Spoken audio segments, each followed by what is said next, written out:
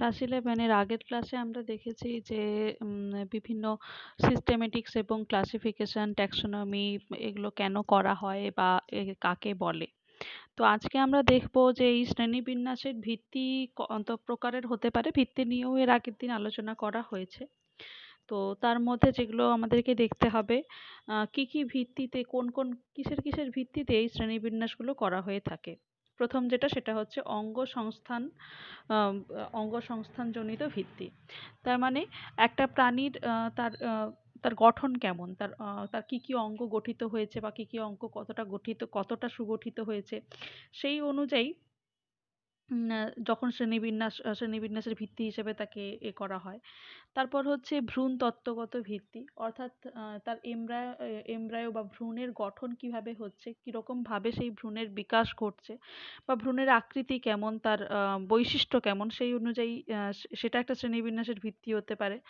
এছাড়া হচ্ছে বাস্তুবিজ্ঞান জনিত ভিত্তি মানে ইকোলজি বা আমাদের যে বাস্তুতন্ত্র রয়েছে, সেই বাস্তুতন্ত্রে তার অবস্থান কোথায়, অর্থাৎ সে উৎপাদক না বিয়োজক নাকি সে খাদক।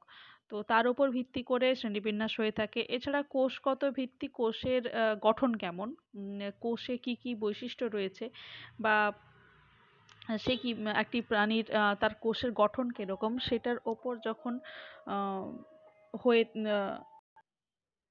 তো মোটামুটি ভাবে এই সমস্ত ভিত্তি এগুলোই হচ্ছে শ্রেণীবিন্যাসের ভিত্তি। এছাড়া শ্রেণীবিন্যাসের বিভিন্ন পদ্ধতি, এইটা খুব ইম্পর্ট্যান্ট। প্রায়শই এর উদাহরণগুলো বা কারা কারা এই শ্রেণীবিন্যাস করেছিলেন, তো তাদের কথা, তাদের উদাহরণ আসে। কোন কোন মানে কোন কোন ট্যাক্সোনমি কার আন্ডারে পড়ে। তো প্রথমে যেটা এসছিল সেটা হচ্ছে কৃত্রিম শ্রেণীবিন্যাস। কৃত্রিম শ্রেণীবিন্যাস কার ওপর, তখন তো মাইক্রোস্কোপ আবিষ্কার হয়নি, সব থেকে প্রাচীন এটাই। তো তখন মাইক্রোস্কোপ আবিষ্কার হয়নি বা সেই অর্থে তখনও বিজ্ঞানের চর্চা শুরু হয়নি। তো বাহ্যিক লক্ষণের ওপর ভিত্তি করে, অর্থাৎ তার দেহের গঠনের ওপর ভিত্তি করে শ্রেণীবিন্যাস হতো। তো সেটাকে বলা হচ্ছে কৃত্রিম শ্রেণীবিন্যাস।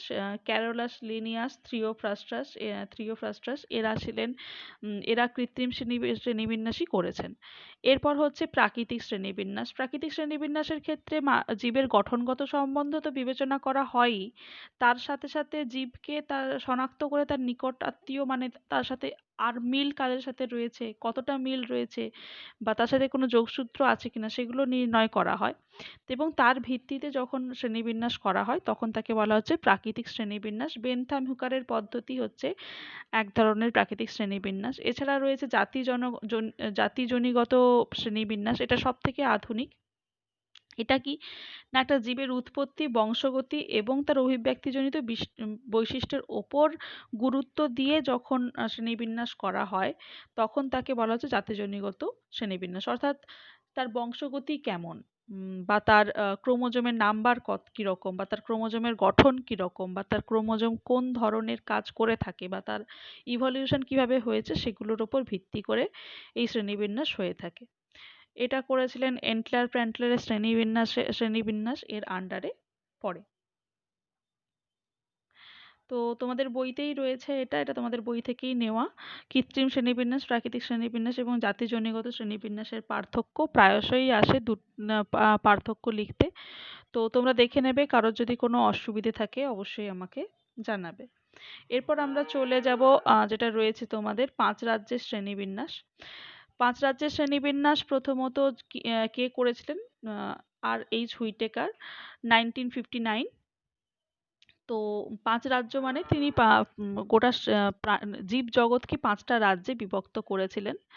তার ভিত্তি ছিল কি, কোষ গঠনের জটিলতা, অর্থাৎ কোষ প্রোক্যারিওটিক নাকি ইউক্যারিওটিক। তারপর হচ্ছে জীবদেহের গঠনের জটিলতা, অর্থাৎ জীবদেহ একটা কোষ দিয়ে গঠিত না সে বহু কোষে গঠিত। তারপর হচ্ছে পুষ্টির প্রকারভেদ, পুষ্টি কিরকম, তার স্বভোজী পুষ্টি মানে সে নিজেই নিজের খাদ্য তৈরি করতে পারে, নাকি পরভোজী পুষ্টি, অর্থাৎ সে কি নাকি খাদ্যের জন্য সে অন্যের ওপর নির্ভর করে। সেটা হচ্ছে পুষ্টির প্রকারভেদের ওপর ভিত্তি করে করেছিলেন। এছাড়া হচ্ছে বাস্তুতন্ত্রের বৈচিত্র্য, যে প্রাণীটির মানে যে রাজ্যটা, মানে 5 রাজ্যের মধ্যে কোন রাজ্য উৎপাদকের আন্ডারে পড়ছে, অর্থাৎ খাদ্য উৎপন্ন করছে নাকি সে খাচ্ছে, খাদক হিসেবে, নাকি সে বিয়োজক, অর্থাৎ মৃত প্রাণীকে বিয়োজন করে সেখান থেকে খাদ্য সংগ্রহ করছে। এরপর হচ্ছে ফাইলোজেনিক পারস্পরিক সম্পর্ক। ফাইলোজেনিক পারস্পরিক সম্পর্ক বলতে অভিব্যক্তি বা কার থেকে কোনটা উন্নত বা কোনখান থেকে কোনটা সৃষ্টি হয়েছে তার উপর ভিত্তি করে তিনি এই 5 রাজ্যের শ্রেণীবিন্যাস করেছিলেন। তো 5 রাজ্যের শ্রেণীবিন্যাসের মধ্যে এটা তোমাদের ক্লাস 9 এও ছিল, 9 বা 10 মনে পড়ছে না, হয় 9 ছিল। তো প্রথম রাজ্য হচ্ছে কি একদম নিচে যেটা, সেটা হচ্ছে মোনেরা। মোনেরার মধ্যে মোনেরার যে প্রাণী তারা হচ্ছে প্রোক্যারিওটস। তারপরে হচ্ছে প্রোটিস্টা। এটা প্রোটিস্টা হচ্ছে এককোষীয় হতে পারে, বহুকোষীয় হতে পারে। এটা হচ্ছে ইউক্যারিওটিক কোষ। ইউক্যারিওটিক কোষ মানে যার নিউক্লিয়াস সুগঠিত, আর প্রোক্যারিওটিক মানে যার নিউক্লিয়াস সুগঠিত নয়। এরপর প্রোটিস্টার পর আসছে যেটা, সেটা হচ্ছে আহ, উদ্ভিদ রাজ্য প্ল্যান্টি। তারপর হচ্ছে যেটা, সেটা হচ্ছে বিয়োজক পরভোজী ফাঙ্গি বা ফানজি। এবং তার পরের রাজ্য হচ্ছে রাজ্য অ্যানিমেলিয়া, যার আন্ডারে আমরা পড়ে থাকি। তো এখানে পুরোটাই দেওয়া আছে কোষের গঠনের বৈশিষ্ট্য অনুসারে, জীবদেহের গঠনের জটিলতা অনুসারে, পুষ্টির তারতম্য অনুসারে এবং বাস্তু সংস্থানের ভূমিকা অনুসারে প্রত্যেকটাই দেওয়া আছে। এবং অভিব্যক্তি হয়েছে প্রথমে মোনেরা থেকে প্রোটিস্টা, প্রোটিস্টার পর প্লান্টি, প্লান্টির পর হচ্ছে ফানজাই, তারপর হচ্ছে অ্যানিমেলিয়া। অর্থাৎ অ্যানিমেলিয়াকে রাখা হয়েছে সব থেকে উন্নত, বা এই রকম ভাবে যদি আমরা দেখি তাহলে তিনটেকেই একই রকম ভাবে উন্নতর আন্ডারে রাখা হয়েছে। এবং এই তিনটে মোনেরা এবং প্রোটিস্টা এবং তারপরে তিনটে। তো এই যে এই তিনটে যে রাখা হয়েছে, এই তিনটে তিন রকম ভাবে বিভাজিত হলেও এরা যথেষ্টই উন্নত নিজের নিজের কিংডমে।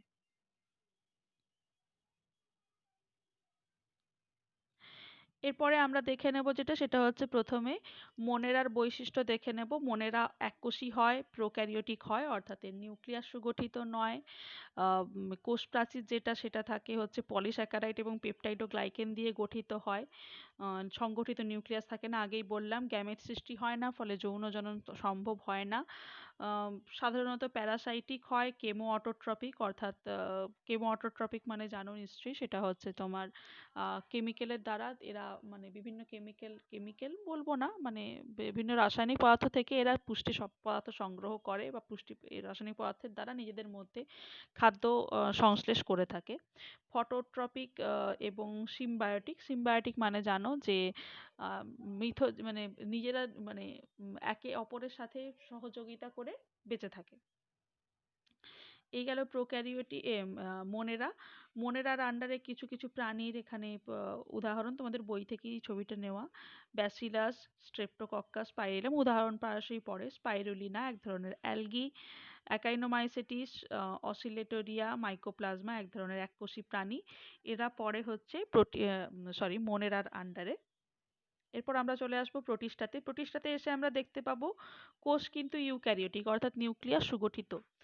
এককোষী বা বহুকোষী উভয়ই হতে পারে। ফটোসিনথেটিক হয় অনেক সময়, স্যাপ্রোফাইটিক হয়, প্যারাসাইটিক হয়, হোলোজোয়িক হয়। এটা এই এই 4-5 ধরনের পুষ্টি এদের মধ্যে দেখা যায়। সংগঠিত নিউক্লিয়াস উপস্থিত। ইউক্যারিওটিক মানে সংগঠিত নিউক্লিয়াস থাকবে। যৌন এবং অযৌন উভয় প্রকার জননী কিন্তু এদের মধ্যে দেখা যায়, অর্থাৎ গ্যামেট গঠন হতে পারে। এখানে কয়েকটা উদাহরণ দেওয়া আছে, সেটা হচ্ছে গ্লোনোডিয়াম, euglena, slime mould, সিসমোনিয়া, amoeba, paramecium. এটা দেখতে পাচ্ছ, এটা এককোষী একটা প্রাণী। ঠিক আছে, প্যারামিসিয়াম এরা হচ্ছে প্রোটিস্টার আন্ডারে পড়ে।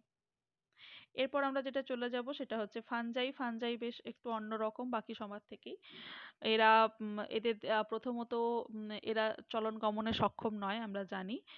ক্লোরোফিল বিহীন হয়, বহুকোষী হয়, কিন্তু ইউক্যারিওটিক প্রকৃতির, অর্থাৎ এদের সুগঠিত নিউক্লিয়াস থাকে। পরজীবী, মৃতজীবী এবং মিথজীবী হতে পারে। এদের কিন্তু স্বভোজী পুষ্টি দেখা যায় না। কোষপ্রাচীর কাইটিন নির্মিত হয়, এদের কিন্তু কলা গঠন হয়নি। তো উদাহরণের মধ্যে আমরা যেটা দেখতে পাবো সেটা হচ্ছে mucor east, agaricus, Penicillium. Penicillium থেকে তোমরা জানো প্রচুর পরিমাণে অ্যান্টিবায়োটিক তৈরি হয়। এই সমস্ত কিছু রয়েছে। এরপর যেটা, সেটা হচ্ছে অ্যানিমেলিয়া এবং প্ল্যান্টি। এটা আর আলাদা করে লিখিনি, কারণ তোমরা জানো প্ল্যান্টি মানে উদ্ভিদ, উদ্ভিদ মানে সে সবজি পুষ্টি সম্পন্ন করতে পারবে, কোষ ইউক্যারিওটিক হবে। তার মধ্যে বিভিন্ন রকমের রয়েছে, শৈবাল রয়েছে, ব্রায়োফাইটা রয়েছে, টেরিডোফাইটা রয়েছে, অ্যানজিওস্পার্ম রয়েছে, জিমনোস্পার্ম রয়েছে ইত্যাদি প্ল্যান্টের আন্ডারে পড়ে। এছাড়া হচ্ছে অ্যানিমেলিয়া, অ্যানিমেলিয়ার মধ্যে তোমরা জানো অনেকগুলি শ্রেণীবিভাগ রয়েছে। অ্যানিমেলিয়া এবং প্ল্যান্টি নিয়ে আমরা পরবর্তীকালে আরও ডিটেলে পড়বো, তাই আলাদা করে বললাম না। বাকি দুটো তোমাদের সিলেবাসে বেশ অনেকটাই ডিটেলে দেওয়া আছে। আজকের ক্লাস এই পর্যন্তই। তোমাদের যদি কারোর অসুবিধা থাকে অবশ্যই আমাকে জানাবে।